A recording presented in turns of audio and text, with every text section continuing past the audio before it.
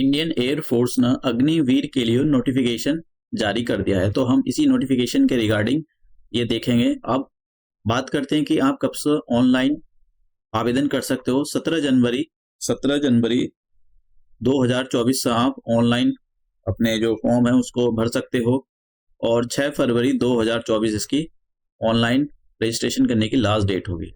अब बात करते हैं कि डेट ऑफ बर्थ। देखिए, date of birth maximum age आपकी 21 साल होनी चाहिए और 21 साल मैक्सिमम, या फिर देखिए 2 जनवरी 2004 और 2 जुलाई 2007 के बीच में आपका डेट ऑफ बर्थ होना चाहिए। अगर आपका डेट ऑफ बर्थ इन दो डेट के बीच में लाई करता है तो आप इस फॉर्म को भर सकते हो। क्वालिफिकेशन की बात करें, देखिए जिन्होंने 10+2 किया है पीसीएम के साथ, फिजिक्स मैथ केमिस्ट्री के साथ, वो अप्लाई कर सकते हैं। 50% कंडीशन ये है कि 50% मार्क्स होने चाहिए उनके एग्रीगेट। और यहाँ पर एक और बोला गया कि 50% मार्क्स इन द इंग्लिश, तो मतलब आपके जो मार्क्स हैं इंग्लिश में 50%, आपके मार्क्स 50% इंग्लिश में आने चाहिए।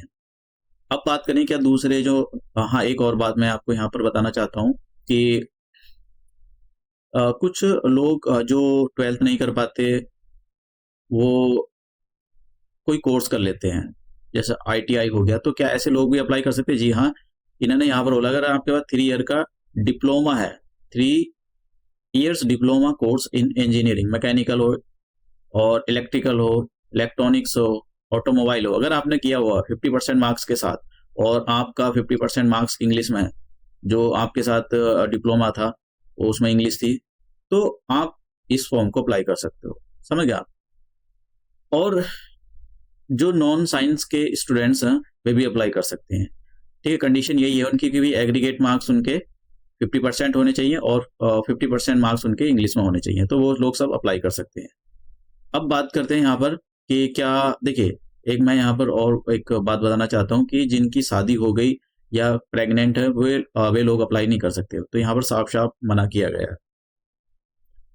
अब बात करते हैं कि देखिए यहाँ पर हाइट की बात करते हैं कि मेल के लिए हाइट कितनी होनी चाहिए, 152.5 सेंटीमीटर ये मेल के लिए होनी चाहिए हाइट, और फीमेल के लिए मिनिमम, देखिए मिनिमम हाइट है ये, मैक्सिमम हाइट नहीं है, 152 सेंटीमीटर ये फीमेल के लिए होनी चाहिए। और यहाँ पर कुछ और बोला गया कि 147 अगर ये उत्तराखंड के लोग हैं तो, क्योंकि वहाँ के लोग जो है उनकी हाइट कमी होती है।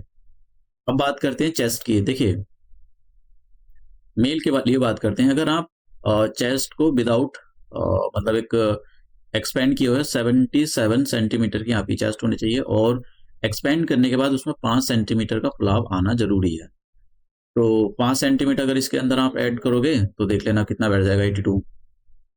अब बात करते हैं फीमेल के लिए। देखिए फीमेल के लिए ऐसा कुछ कंडीशंस नहीं है, बस यही बोला है कि जो एक्सपेंशन है वो 5 सेंटीमीटर होना चाहिए। और ये आई साइट के बारे में यहाँ पर दिया गया है।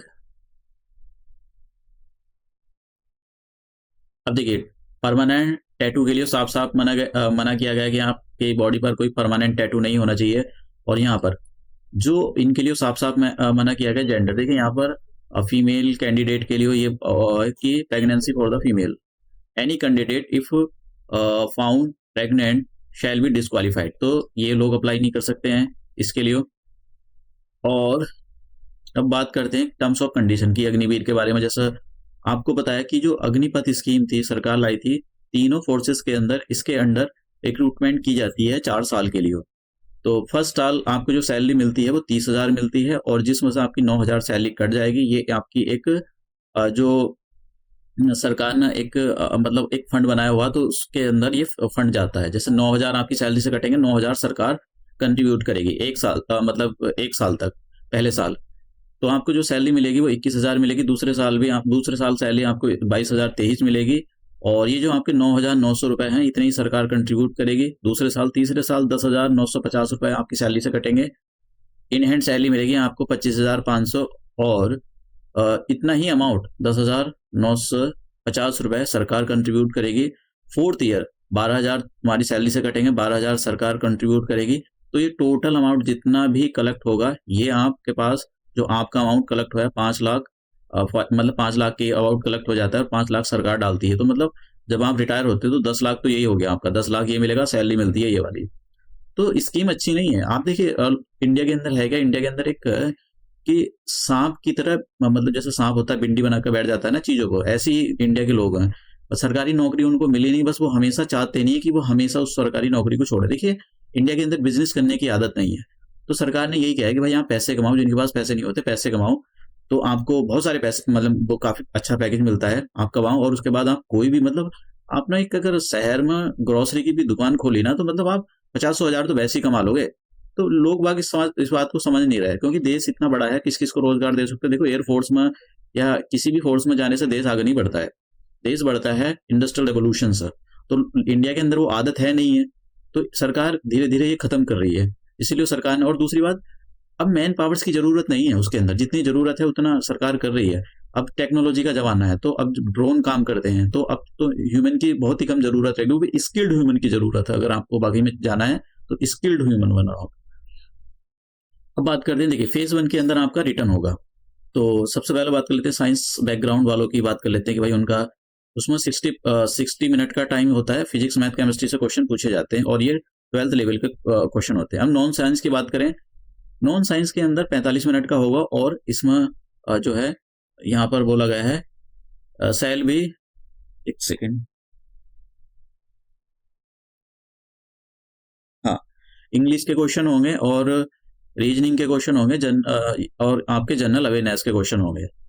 अब एक और बात मैं यहाँ पर जो बताना भूल गया था, कि जो लोग, मतलब जो लोग दोनों पोस्ट के लिए, जैसे कि मान लो कि साइंस और नॉन साइंस दोनों के लिए अप्लाई करना चाहते हैं, तो उनके लिए ये है कि वो साइंस वाले, जो साइंस वाले हैं, वो साइंस और नॉन साइंस दोनों के लिए अप्लाई कर सकते हैं। तो उनके लिए कितना टाइम है, तो उनके लिए 85 मिनट्स होंगी, ठीक है। और फिजिक्स मैथ केमिस्ट्री इंग्लिश से क्वेश्चन पूछे जाएंगे 12th लेवल के, और रीजनिंग और जनरल अवेयरनेस से भी क्वेश्चन पूछे जाएंगे। तो मतलब देखिए ये है इसके अंदर, कि जो मान लो जिन्होंने के पास 10th 12th में पीसीएम था, तो वो साइंस के लिए तो अप्लाई कर सकते हैं, नॉन साइंस के लिए भी अप्लाई कर सकते हैं। अगर नॉन साइंस के लिए दोनों के लिए अप्लाई कर रहे हैं, वो उसके लिए 12th के पीसीएम के लिए भी अप्लाई कर रहे हो और नॉन साइंस के लिए अप्लाई कर रहे हो, तो उनके लिए जो टेस्ट होगा वो अलग से होगा, इसमें ये सब कुछ पूछा जाएगा।